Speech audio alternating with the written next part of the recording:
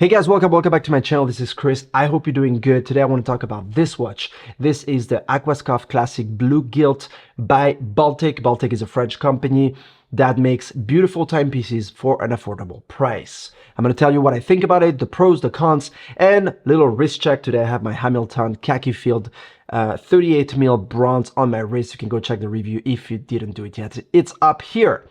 Let's tackle it. Let's first talk about the case. This is a stainless steel 316L case, so it is going to give you great results in terms of resistance to the elements and using it on a daily basis. It has a diameter of 39mm, and I'm gonna just stop for 1 second on this specific point.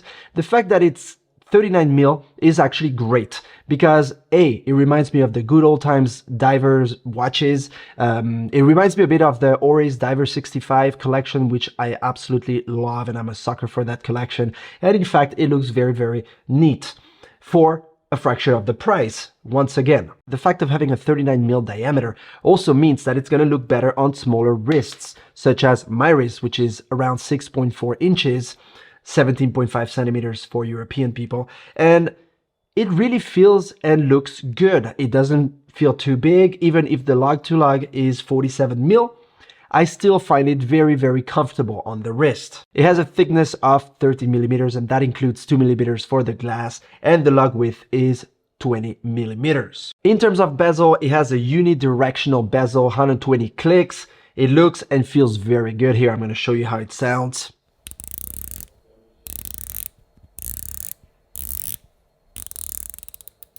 There you go, very clicky, as you can hear. And the bonus is that it has a sapphire insert, which basically means that even if you try to scratch this guy, it's not going to be scratched. Because as we know, sapphire is one of the toughest materials for glass on the planet, and it would take a diamond to scratch it, or you would really need to go hard on it to scratch it. The glass is a double dome sapphire crystal that really reminds me of the good old watches back in the day, the acrylic glass, and it comes with the perk that you cannot scratch this one because it's sapphire. So it's the best of both worlds. And when you look at it like this, from this angle, it really stands out. It looks great. It has that dome effect, which I'm a sucker for. I really love that. In terms of anti-reflective coating, there's one internally, but you still see reflections on the glass. When you look at it, you can still see yourself, you can see the light around or whatever is around you, which I wasn't very happy with, but then using it a little more, I realized that it doesn't bother me at all, and it actually adds some charm to the watch somehow. It makes it a little bit more shiny, and yeah, I don't dislike that. I actually think it's almost better to be that way. Let's take a look at the dial now.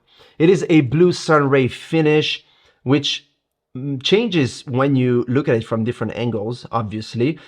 Now, on the promotion of the website, it looks a little brighter, a little bit lighter. The real life watch is not as bright. It's a little on the dark side, but when you go outside in daylight, in the sun or whatnot, it really pops out and it looks amazing. It has that dark blue look that really stands out. In terms of numerals, you only see the 12 o'clock one. The 3, 6, and 9 o'clock are made of elongated triangles. That is actually a neat little touch. I like the fact of having only the 12 o'clock numeral. I think it overall looks very, very simple. One thing I do want to mention right here, right now, is the fact that it says Aquascaphe 200 meters on the dial. Now, aquascaphe reminds me of scaphandre in French. Scaphandre is a diving suit. So I don't know if that was intentional, if that was the reason why they went with that, if there is some derivation that's, but it's actually a very interesting name to call it aquascaphe because of the scaphandre in French. Now, in terms of lume, they applied Superluminova C1 lume, which as we know is not the strongest by all means. It is pretty dim. This could be a deal breaker for some, but for me personally, I don't mind it because, well, this is not a Seiko, so I'm not trying to go around with a flashlight or a big light to, lit up an entire room. It's a joke, but some watches are really, really intense in terms of lume.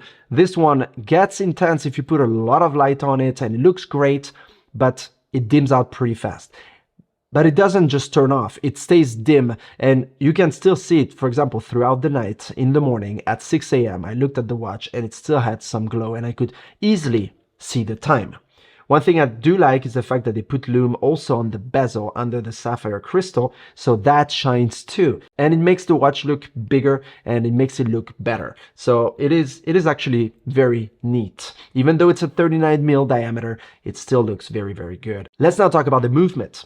They don't have in-house movements. They use the Miyota 9039, which is a very good movement. As we all know, it works great and it is reliable. So I don't actually mind that. It also helps to keep the costs low and to give you an affordable timepiece like that still looks like a high-end premium watch. It is an automatic winding movement with a 42 hours power reserve. 42 hours means that you get a little less than 2 days. 2 days is still okay. In terms of timekeeping, it does a good job. It had, I think, 2 or 3 seconds ahead, which is very good for a watch like this. It has the stop second, so you can sync your watch with someone else or have the exact precise time as you want. This is something that, to me, could be a deal breaker, and I would not want to go back to watches that can't stop the second, so it is great to have it here. There is obviously a screw down crown because it is certified 200 meters, so we avoid having water infiltrating the watch and destroying it. Let's have a look at the strap now. There are 2 types of straps, actually 3. There is the first one, which is my favorite, is the Tropic rubber strap. Why do I like it so much? A, because it looks amazing with the watch. It looks just great.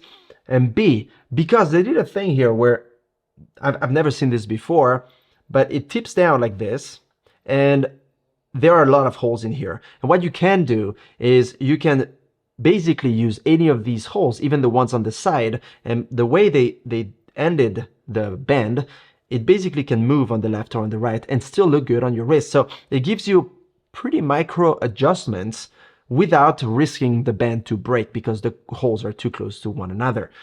That is something I really like, and it feels really, really comfortable on the wrist. One of my favorite watches in terms of comfort using a rubber strap. The alternative is the Steel Beads of Rice bracelet, which is beautiful. It looks stunning and amazing, but I personally don't like it as much as the rubber strap, which is a first because usually I like metal stainless steel straps, but in this case, this one is just right. And like I mentioned before, it has a 200 meters water resistance, which makes it a great watch for everyday use, be it that you want to shower with it, that you want to go to the swimming pool, or that you want to go to the ocean, to a lake, or whatnot. Do anything else, you can do it with this beautiful timepiece. At the back, we see a diver, and that again reminds me of the scaphandre, diving suits, as I said earlier, for the Aquascaphe. We see all the information here: stainless steel, 20 ATM, sapphire crystal, Aquascaphe, assembled in France.